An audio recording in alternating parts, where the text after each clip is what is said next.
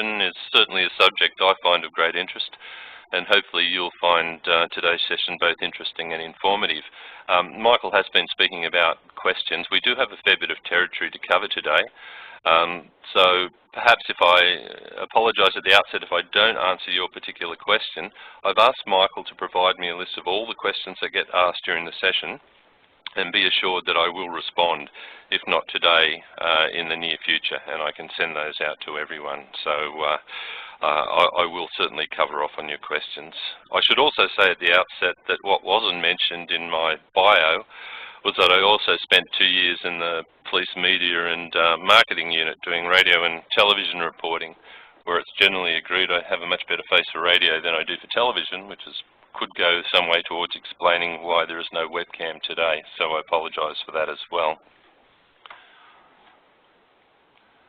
Okay, so the presentation, I said before, we're going to cover a fair amount of territory. We're going to be looking initially at something called the Governance Lighthouse. I think there's value in this. Just to provide some context as to where fraud and corruption really sits within the broader governance framework. We'll be looking at what do we mean by fraud, what do we mean by corruption, and why do they present such a threat that we feel that we need to have dedicated programs to actually prevent fraud and corruption from occurring. We'll also look at the consequences of fraud and corruption. That's not just monetary loss. Fraud and corruption causes very real consequences, which are not only financial, but also reputation and other damage to the organisation as well as individuals. And we'll be looking about how the organisation goes about controlling fraud and corruption control. And we'll be looking at the various frameworks and models that are in place that you can utilise to do that. And we'll, of course, be looking at the role of the board, which is absolutely crucial in setting the tone of an organisation. And the board has an intrinsic part to play in ensuring an organisation operates with ethics and has the right tone. We'll also, and then I'll be summing up and also offering some practical next steps that you can take away following the presentation. And I've also prepared a fraud and corruption control resource list, which you may find of interest as well. If you take one thing away from this presentation, it's that unfortunately, as J. Edgar Hoover says, that at any moment, a given percentage of the population are up to no good. And if you do take one thing away from this presentation, it's that fraud and corruption are real and material threats to every organisation. And the role of the board should be to ensure that management has an effective fraud and corruption program in place.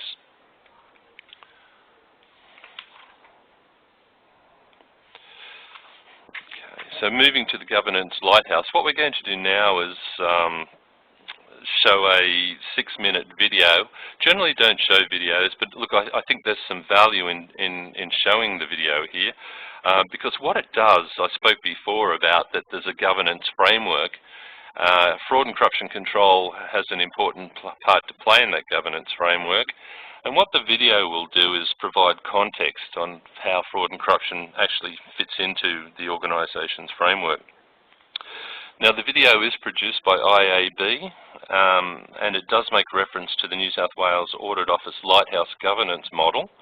But don't let that deter you, as it is based upon the ASX corporate governance principles, which obviously has wider application, not only for public sector organisations, but for private sector organisations as well. So I'll now ask Michael to please show the video, and then we'll come back to the other part of the presentation. So thank you, Michael.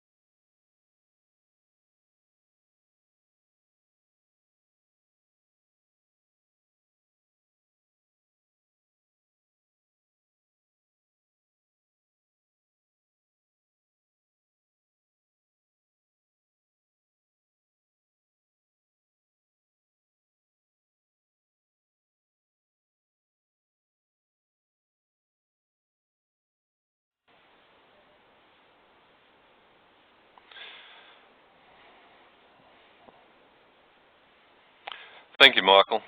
So the point of the presentation was really to provide some context, as I said, as to where I think it's useful because it provides the context of where fraud and corruption control fits into the broader governance framework. And as I said, it is based upon the 17 corporate governance components of the ASX, as well as guidance from the on-board publication from the Audit Office and National Audit Office Public Sector Governance. Look, a fraud and corruption control program should exist, and that's basically the message that's coming out of the Lighthouse model, that is an integral component of good governance. There should be fraud and corruption control occurring within the organisation. But not only should there be a program there, it should also be an effective program as well.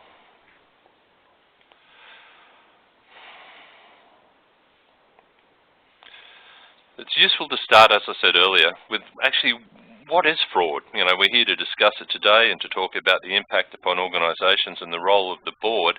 Look, there are as many definitions of fraud, as I said in the bio, that, you know, I've worked in the US and all over the world, and there are as many definitions of fraud as there are states in the US.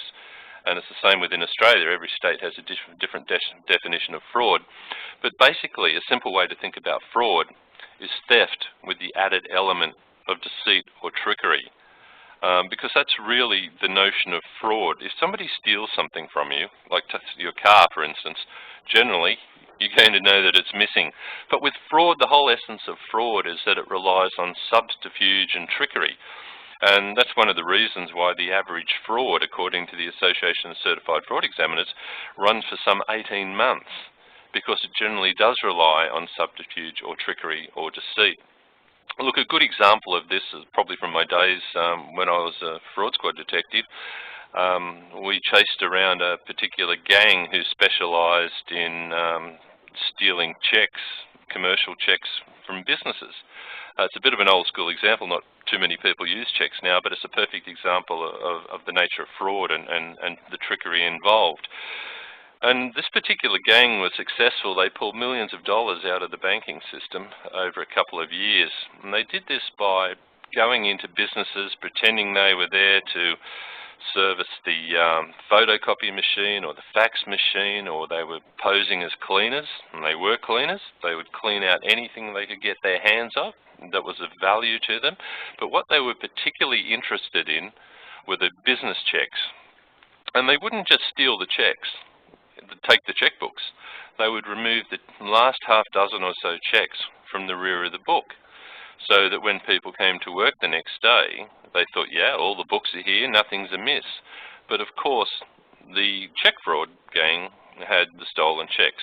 Now, they had the checks, they needed the signatures to go with those checks. So what they would do is that they would then look around the office and photocopy documents in the accounting section or the CFO's office, people who were likely to be signatories to the check account. They would also even remove certificates from the wall that may have the signatory upon them, photocopy them, and then put them back up on the wall. So what the crooks have done, they've used secrecy and subterfuge to get into the business, pretending there's someone they're not. They've stolen checks out of the rear of the book so people don't realise what's going on until it's too late. They're then photocopying signatures and forging those signatures onto the check, purporting those signatures are genuine signatures. Once again, classic fraud. So they have the checks, they have the forged signatures on those checks. They then need to take the checks to the bank and actually grab the cash.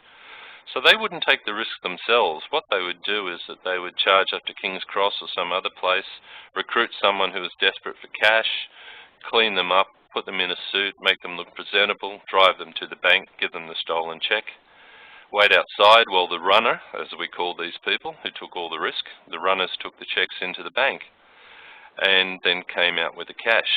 And the crooks were very successful to start with. But then the banks started to wise up to what was going on.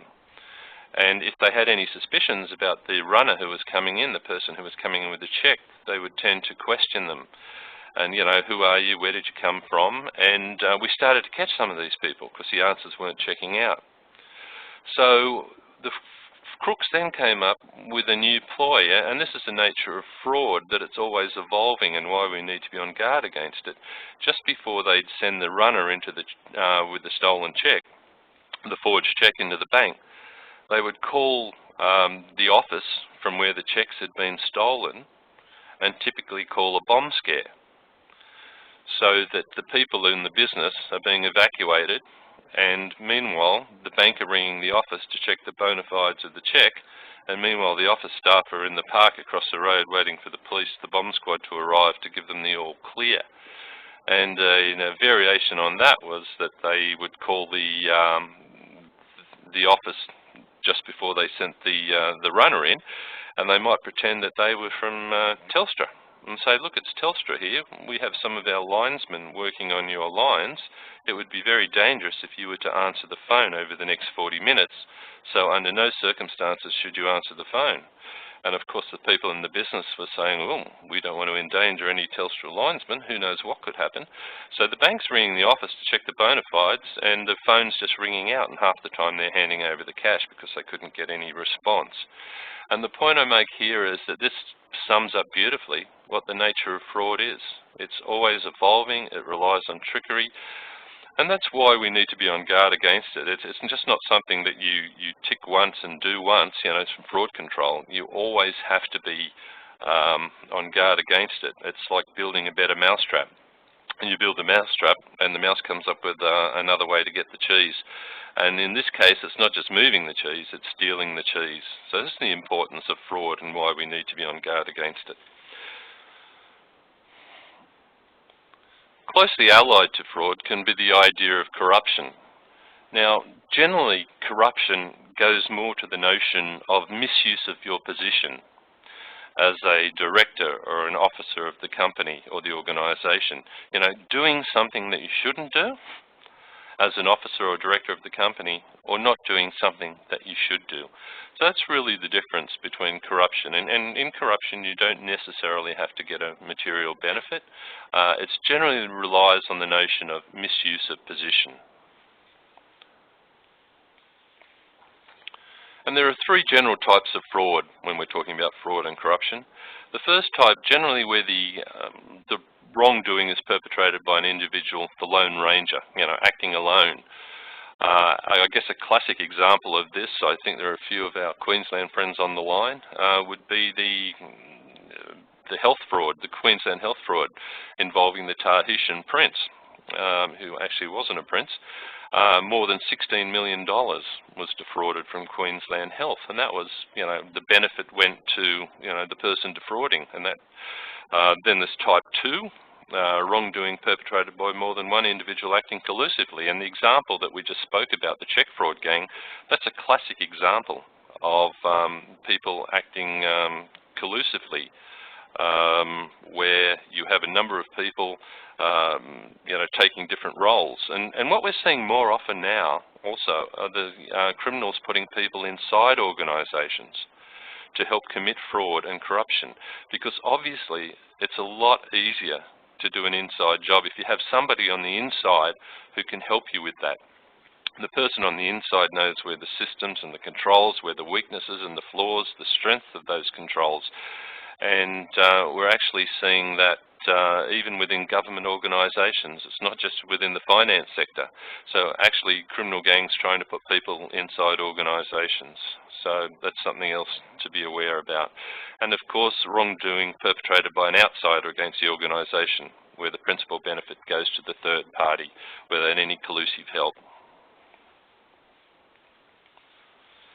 Okay, so why fraud control? I spoke about it at the beginning, that fraud is expensive. That's true. I spoke about the Association of Certified Fraud Examiners. That'd be the preeminent body of fraud, anti-fraud professionals around the world. And their global estimate is that nearly US $3.7 trillion is lost through fraud and corruption each year, which is a truly staggering amount. And in this country alone, it's obviously millions and millions of dollars as well. According to the Association of Certified Fraud Examiners, 5% of revenue is lost to fraud. Is lost due to fraud. Now, even if the figures are wrong, even if it's only 1%, that's a huge amount to most businesses and organisations. That's a big hit on the bottom line.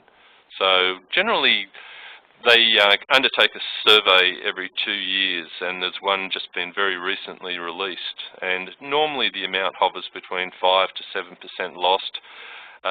With external pressures such as the GFC, that amount went up to 7%, but it seems to be back to 5% at the moment. And the median fraud loss is $145,000 of the frauds that they looked at and reported, which is a sizable amount to any organisation. But it's not just monetary loss alone. There's also the question of reputation. Also, when I was at the Fraud Squad, we had an investigation. It was in relation to a major provider of IT services on a global scale. And one of their programmers had defrauded them. At the time, they had a very old manual system in payroll. And the particular programmer had been forging their manager's signature on dozens and dozens of overtime and shift allowance cards and sending them through to the pay office. Now, the pay office weren't monitoring the volume of these cards coming through for exception reporting. They were just making sure that they'd been signed appropriately. And as often happens, the fraudster slipped up through carelessness because there were so many of these cards going through that he forgot to sign or forge one of his manager's signature on one of those cards. It went through to the pay office. They saw it was missing a signature.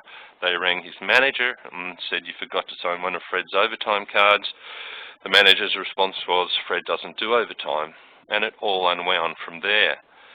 Now, although Fred had got away with a couple of $100,000, it wasn't that hurt the organisation so much. I spoke before that I spent some time working in the media, and it was a particularly slow news day. And this came through as a story, and the media picked it up, the print media, and thought, yeah, this is not a bad story. Here's a company who have a global presence, provide themselves on systems integrity and control, and they've been taken down by one of their own people for a sizable sum. As I said, it was a fairly slow news day, so it actually made the front page of the afternoon paper, and the electronic media picked up on it as well, so it got a run on the radio as well. And that's what really hurt the company. It wasn't the fact so much that they'd lost the money, it was the embarrassment of it and the damage to reputation. So when you're thinking about, fraud and the impact of fraud, don't just think about material monetary loss. Reputational damage can be just as severe, if not worse. And I've even known businesses that have, especially in the government sector, that have actually closed down because the fallout has been so severe when fraud was alleged that they were no longer a viable operating entity. But it's not just monetary loss, it's not reputational damage, it's also regulatory and legal as well. Regulatory sanctions can apply. If the organisation hasn't got its act together, if it has poor controls in place, there can be regulatory sanctions, legal. It plays havoc with the business. I must say, investigators coming in, interviewing people, it does have a big impact on morale of the business, and there can be legal implications as well, as I said. And indeed, in severe cases, and we've seen, it can even impact the survival of the business. We only have to think of Enron, the smartest guys in the room. Enron was one of America's most admired companies. It no longer exists. And of course, Barings Bank. Barings Bank was one of the oldest banks in the world, and to rub salt into it was the Queen's Bank as well, and it's no longer an operating entity. And that was largely due to the efforts of Nick Leeson, one of their star traders. Well, supposedly star traders, even though the backroom were raising the flags and saying, look, we think all may not well be, all may not be well here, the fact that on paper at least, he was bringing in all this revenue, they let him run with it, and he did. He ran the business right into the ground. So they're just a number of the consequences of fraud and corruption, and why the board should be attentive to these threats against the business. Okay, the other consequences fraud can have, as I said, loss of client and stakeholder confidence. We've seen where fraud has occurred or been alleged, insider trading, and we've seen where share prices have plummeted simply on the fact that there's going to be an investigation and that this could have occurred, and speaks to the internal control environment of the business. So it can have that very real effect. Lost time to rectify the problem. As I said before, investigations are very expensive things. And one of my favourite sayings is that it's far better to have the fence at the top of the cliff than the ambulance at the bottom. And that's why fraud and corruption control is so important. If you can prevent the incident from occurring in the first place, you're going to save a lot of grief and expense for the organisation. There's also, as I said, diversion of management resources. Management are trying to get on with running the business, and of course they're off fighting fires because there's an investigation going on and they're providing resources and assistance to the investigating body. Cost of external resources, negative impact on morale. I've certainly seen that happen, and if any of you have been involved in organisations where you do have major fraud or corruption investigations, you know that morale invariably can plummet.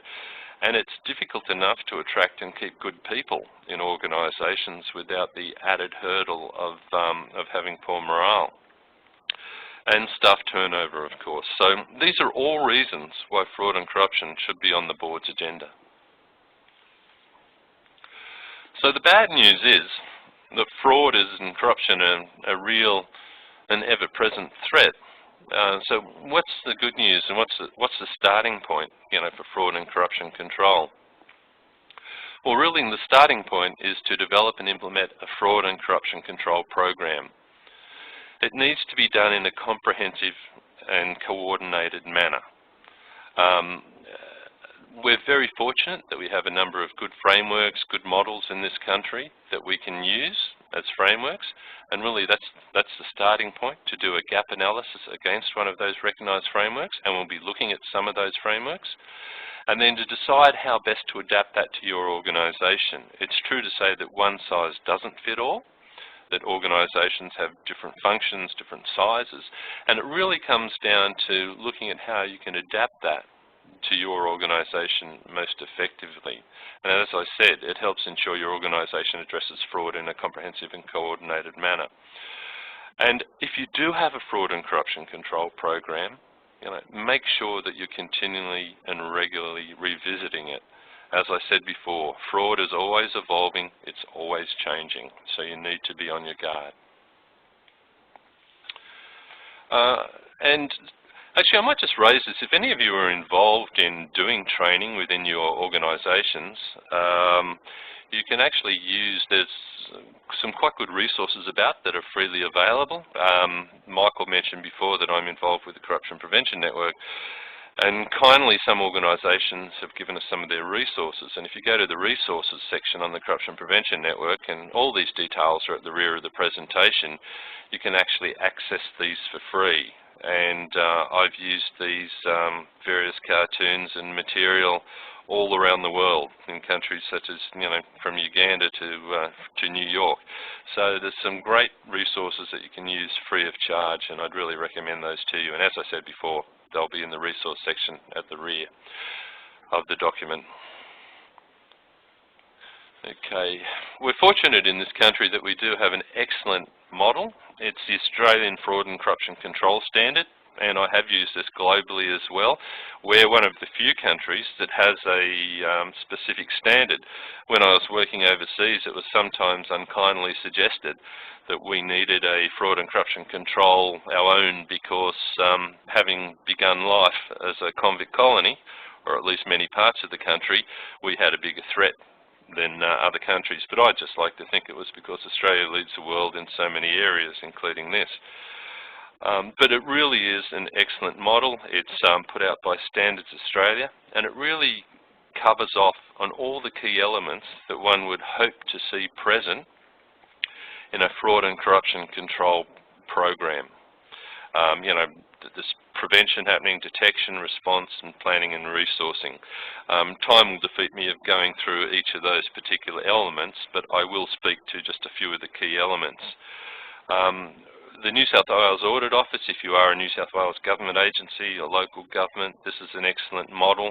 For those of us who are joining us from north of the border in Queensland, the Crime and Misconduct Commission have actually a 10-point model as well. And it's very closely aligned to the New South Wales Audit Office model, which is closely aligned to the to the Australian Fraud and Corruption Control Standard, which we looked at previously. So if you're dialing in today from a private agency or government, state government, Commonwealth government, there are standards out there for everyone, and they are complementary. And there's also, if you're a Commonwealth agency, there's Commonwealth Fraud Control Guidelines as well. So we're particularly well served in this country in terms of having some robust and better practice frameworks involved. Sorry, I'll just go back and just bring up the New South Wales. As you can see, that's complementary with the Australian standard that I spoke about as well. So some of the key elements that I'd just like to go through, a fraud and corruption control plan or policy. This is really the blueprint for your organisation. You know, every agency, every business, whether you're local government, every council, should really have a fraud and corruption control plan and policy. Now, sometimes I'm asked, what's the difference between a policy and a plan? A policy is generally a higher level document.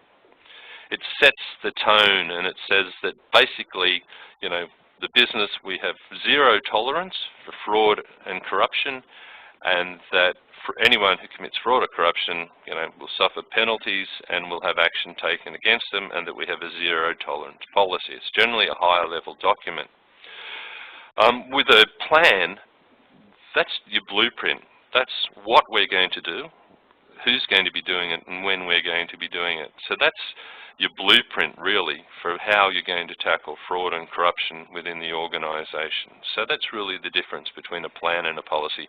A policy is a higher level document, and you may want to put that on your website so that your stakeholders can see that the organisation is committed to ethical behaviour in the workplace and has a zero tolerance policy. Whereas with the plan, that's more an internal document in terms of the mechanics. This is when we're going to do fraud risk assessment. This is when we're going to do our training. This is who's going to be doing it. So it's more the blueprint for how you actually implement the fraud and corruption control plan. Accountability and responsibility. I've walked into so many organisations in the private and public sector and, you know, talking about accountability and responsibility, and this is no joke. Often people say, well, they're responsible for it, and internal audit's responsible for it, or the investigation people or risk management are responsible for it. In fact, everyone has a responsibility in terms of fraud and corruption control, but as we're talking about the board today, the role of the board really includes overseeing risk management, and that includes fraud and corruption risk management. That's the key role of the board, is overseeing, you know, that the risk management is occurring within the organisation, within the business, and that risk management includes fraud and corruption risk management. Also, communicating behavioural expectations. I took this photo outside a restaurant in Ethiopia. So if anyone's visiting Addis Ababa and needs a recommendation, I can certainly provide you with one, and I can say the food and entertainment was excellent. But this is what education, and you need to communicate behavioural expectations. You know, that the organisation does have zero tolerance in terms of fraud and corruption control, and it's important to communicate that. You may think it's a basic, but I've certainly worked with organisations where that hasn't been spelled out. Happily, not so much anymore, but it really is important to put it on the radar, because just the fact that you have a policy up there, look, a policy by itself may not prevent fraud and corruption from occurring, but at least it shows it's on the radar, and you know, it may deter people, because you know, they're going to think, well, the organisation's cognizant of this, they're looking for it, I could get caught. Okay, so it's worthwhile having a policy and communicating those expectations. Reporting and reporting and sorry, I've just had a question come here from Matt. Can there ever be a zero tolerance? That is it just a cost of business in some cases and an organisation factors that into its price for products and services? Matt, this happens. We know it happens. I'm not going to name names, but really, I suspect that some organisations do factor this in. But of course, how do you factor in the $16 million that happened in Queensland Health? You couldn't factor that in. So really, all you can do is communicate the zero tolerance and hope that that has a deterrent effect. Okay, reporting and whistleblower systems. According to the Association of Certified Fraud Examiners, tips are consistently and by far the most common detection method. Over 40% of all cases of organisations, over 40% of all cases of fraud come through the reporting lines and through reporting systems. So you can see that those organisations who don't have an internal or external reporting system are closing off a whole avenue of disclosures. And the other thing interesting that came through from the Association of Certified Fraud Examiners was that those organisations with reporting lines detect fraud 50% more quickly. So that's a substantial saving when you consider that the average loss is $145,000. If you can reduce 50% of that or any part of that, that's obviously then worthwhile having reporting and whistleblower systems. And you could run a whole webinar on reporting and whistleblower systems, but it's just important to know that, look, it is a critical element of a good fraud and corruption control program. Fraud and corruption risk assessment, talking about critical elements, this is right up there. Fraud and corruption risk assessment, it's absolutely key. Now, it basically, it's going to identify the risk profile of the business. And it's where could fraud occur? Where could fraud and corruption occur? How could it occur? What could it look like? Who could be involved? The great problem I continually see with fraud and corruption risk assessments is that they're done at too high a level. They're not granular enough.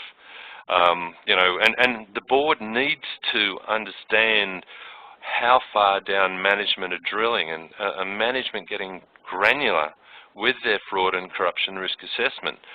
I'll speak to senior management and they'll say, oh, we have a risk assessment and yeah, we consider fraud, and it might be they've considered 4 fraud risks from a very high level, and they've never drilled down and asked the people who are actually responsible for implementing and maintaining the controls. We all know that there can be a disconnect between management and what's actually occurring at the coalface. I'm a great believer in the saying that the troops aren't stupid. They know what's going on, and if you're not tapping into that knowledge, so many times when I've been running or facilitating fraud and corruption risk assessments, the value comes from speaking with the people who are actually maintaining the systems and who are supposed to be abiding by the systems. And they will say, yeah, look, we know we're supposed to do that, but we're actually not doing it, and these are the reasons. So if I can, just stress the importance of having a good fraud and corruption risk assessment, because it's just critical to the business. And if organisations do one thing badly consistently, in my experience, it's doing fraud and corruption risk assessment poorly. And once again, we could have a whole session on how to run a fraud and corruption risk assessment. And by the way, if anyone does want to discuss anything, please, if you want to reach out to me offline and that, I'm happy to share. IAB, we're a public sector agency, and basically as the Corruption Prevention Network, we're all about improvement across the public and private sector, so happy to share any material that I possibly can with you. Examples of fraud and corruption risk. These are just some of the risks that you could be looking at. Now, I'm sure there are so many of us now, and these are some of the reasons why fraud and corruption risk has been increasing, particularly with the online component. I wonder how many of us have won the Spanish lottery. I was speaking to someone the other day who's won it twice. They'd never been to Spain. They'd never bought a lottery ticket in either, but they've won the Spanish lottery a couple of times, or there's our friends with the advanced fee scams, the Nigerian advanced fee scams. I'm sure many of us had been invited to part money with that.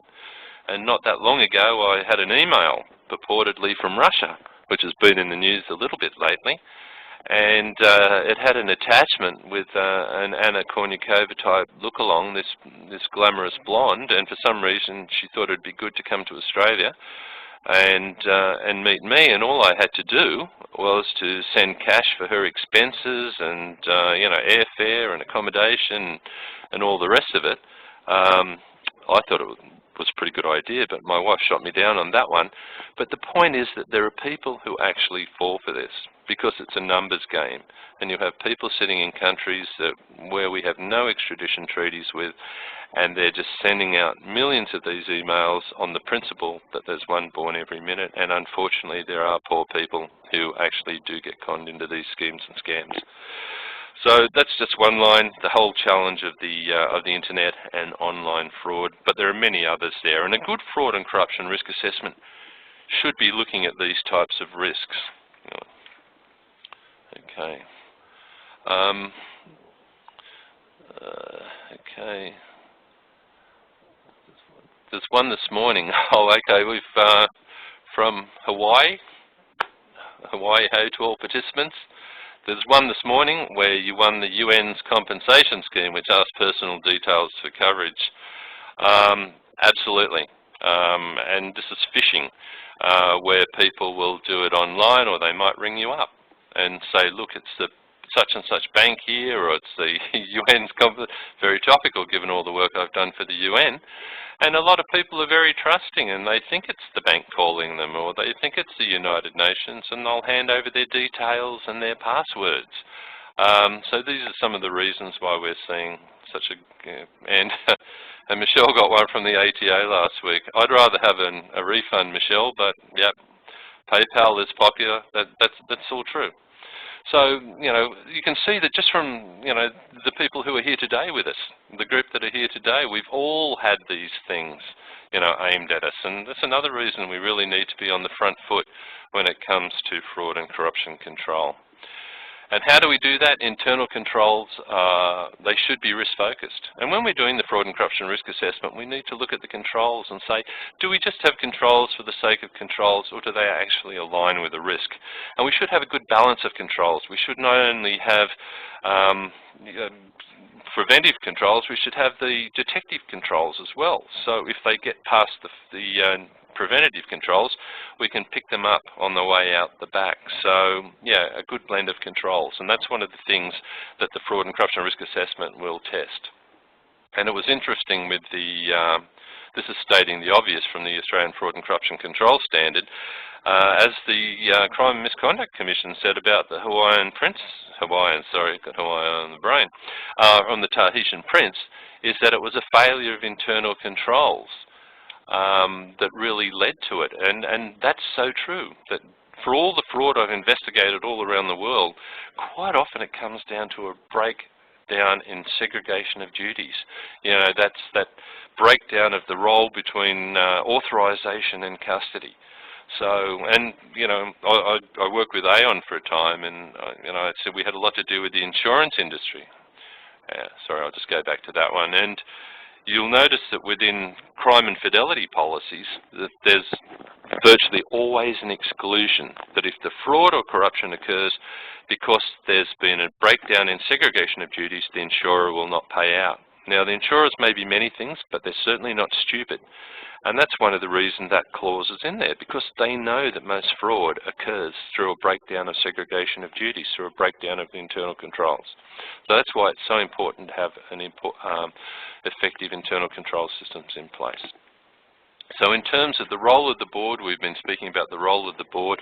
We've been really setting it up for this, that fraud, it has huge material effect, it can affect reputation damage, and really the basic responsibility of the board is to oversee risk management, including fraud and corruption risk. That's the #1 priority of the board, to make sure that management are doing what they're supposed to be doing in terms of fraud and corruption control, and that the board aren't asleep at the wheel. So it's that oversighting and holding management accountable for the implementation of a comprehensive fraud and corruption control program. And the reason why I wanted to speak to the Australian Standard and to the New South Wales Audit Office guideline, and to mention about the Commonwealth guidelines and the crime and misconduct guidelines in Queensland, are the fact that so you have some idea that these standards actually exist. And these are the questions that you should be asking of management.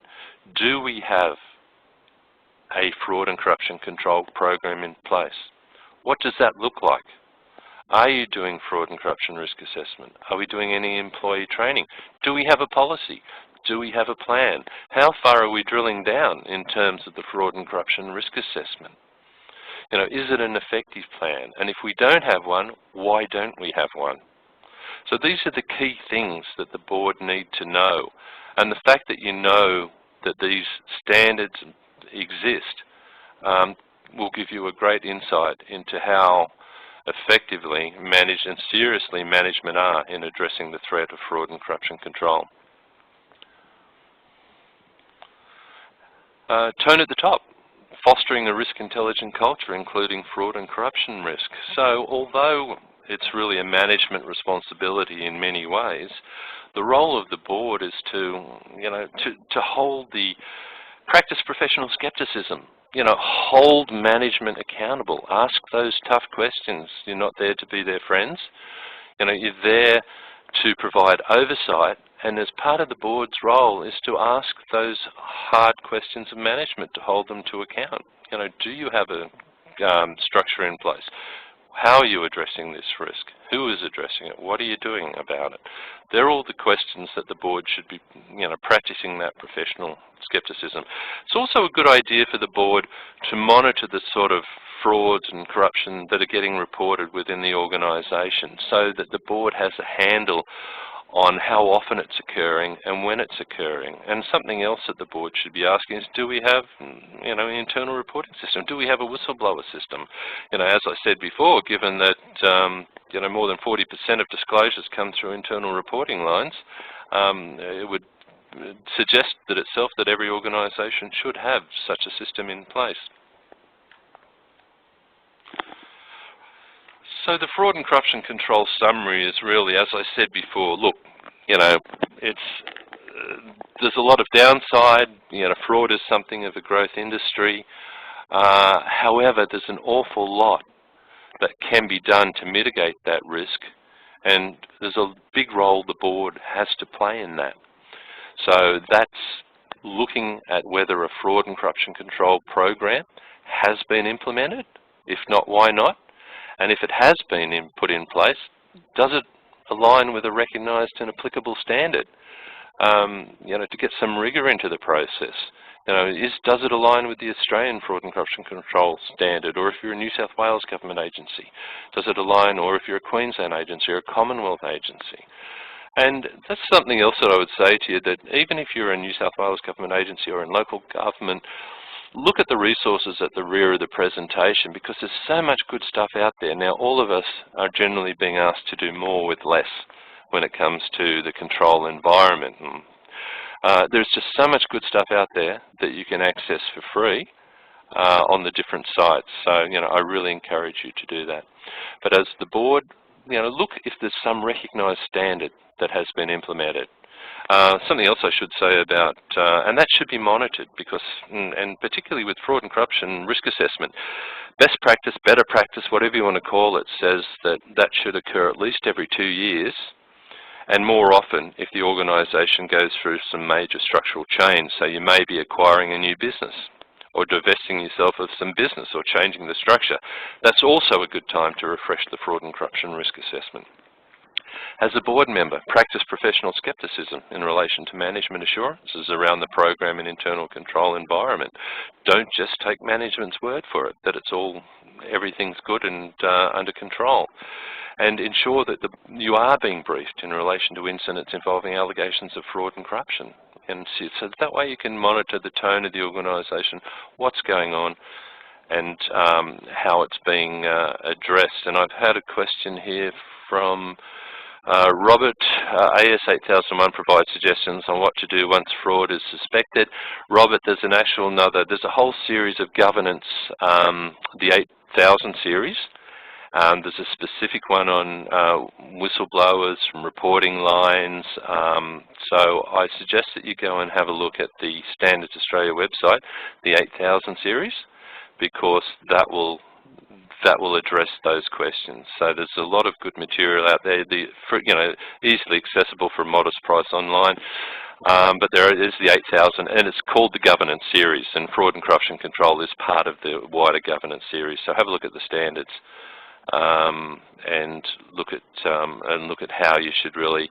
And you've also commented, we see this as a real risk to not react appropriately. Absolutely. If you don't react to suspected fraud, that's a green light. It says that the organisation is not serious about doing something about fraud, and it just sends the message that, look, you may be able to act inappropriately and get away with it here. And also the other thing is it can be a threat to the organisation. If you look, we could have a whole another webinar on undertaking internal investigations. As a former detective, fraud squad detective, if you don't have fully trained up people, the best way is to get somebody in who does know what they're doing, because it can create a whole river of woe if you don't know what you're doing in relation to investigations. You know, there's procedural fairness to be thinking about, and you can get yourselves into all legal difficulties if you're not undertaking investigations as they should be undertaken. So it's all about, monitoring the sort of investigations that are going on within the business as well. And then finally, that brings us to, and I'm just about running out of time, the Fraud and Corruption Control resources. As I said before, there's some terrific material out there for you. You can just access this freely, most of it. There's some great case studies. People like reading about where things went wrong, and on some of the sites, such as the IIA site, and that's certainly topical at the moment. It's probably getting lots of hits. But they do have an excellent resource centre where they've put up investigation case studies and lessons to be learnt in terms of investigations, lessons for organisations as well. So there's so much free stuff there and relevant material that you can go to. So I really do recommend it to you. And we have a few minutes left for questions. So, yep, so I have a few minutes left for questions. So, is there anything that I haven't covered off that anyone would like to ask me?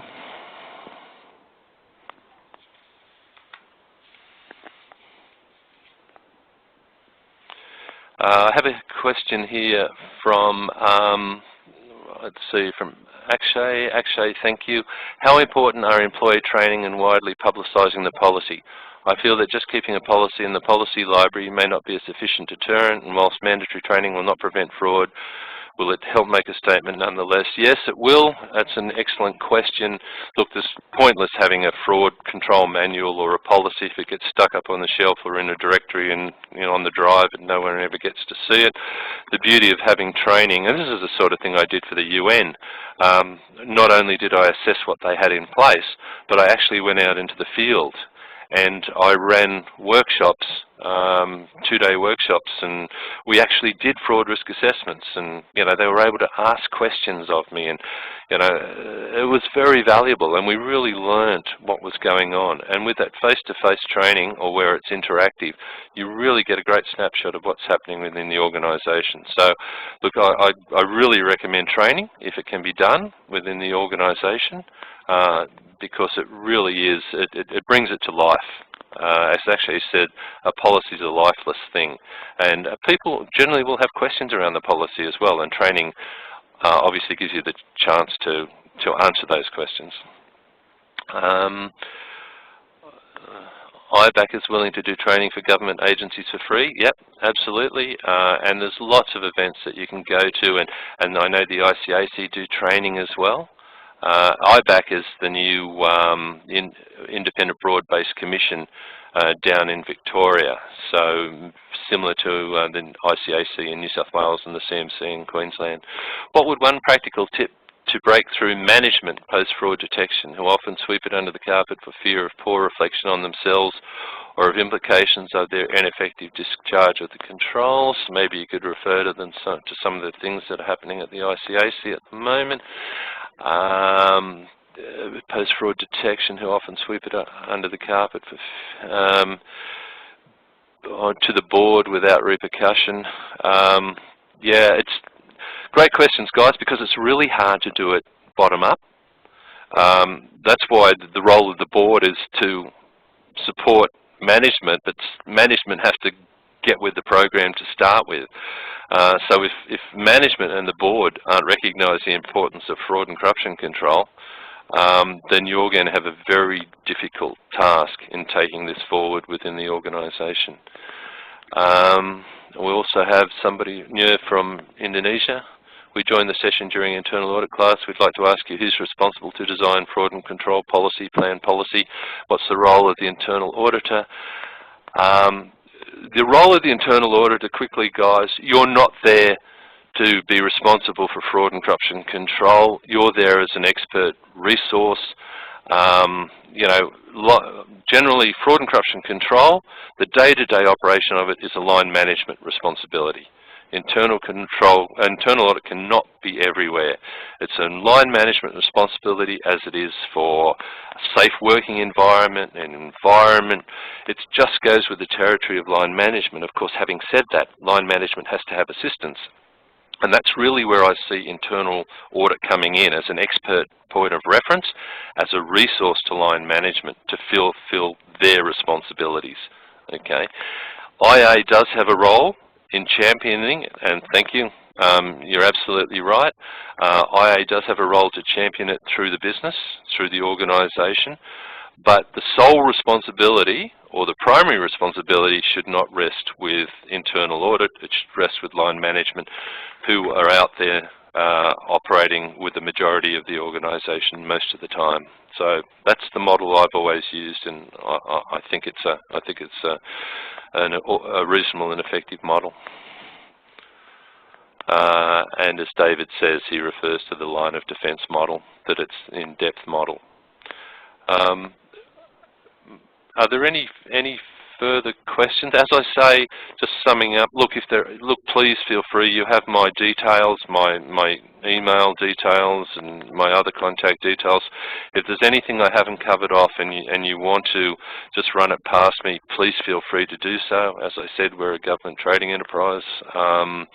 You know, we're all about helping public sector as well as the non-public sector as well through the Corruption Prevention Network. So I'd be happy to help in any way that I possibly can. Yep, and there's from Matt, has check out IPPF standard. Yep. So there's so many good standards out there. I've just listed some of them. And as a group, you may want to network amongst yourselves and suggest you know, resources as well, and tips. That's how the Corruption Prevention Network started 20 years ago this year. We were a group of public sector practitioners doing our own thing, and we decided, well, look, it's a learning exercise. Let's get together and we'll form a network and freely share with each other. And here we are 20 years later, so it's still going. So look, that's also a great thing to do. I think, look, this is a growth industry. In terms of, and if any of you who are interested in getting involved in fraud and corruption control, there's certainly a demand for those skill sets as well. Michael, I think I'll hand back to you now. I'm over time, but look, thanks very much for joining me. As I said at the beginning, I hope it's been informative. I hope it's been interesting to you. It really is an important subject, and I wish all of you well. Thanks for that, Shane. Definitely a very informative session. Lots and lots of thanks coming through there. That's always great to see. Guys, as you're leaving us now, you'll simply be clicking the X in the top right-hand corner of your screen. You'll be directed to a feedback form. This usually takes about 30 seconds to fill in, depending on your comments. It'd be great if you could take the time to fill it in. I know you've probably done these in the past, but if you could do it now, that would be excellent. Great feedback for Shane, and also great feedback for the Institute of Internal Auditors. Thanks again, thanks to Shane, and we look forward to seeing you in future IA sessions real soon. Till then, have a great day. Thanks. Thank you very much. Thanks. All the best, everyone.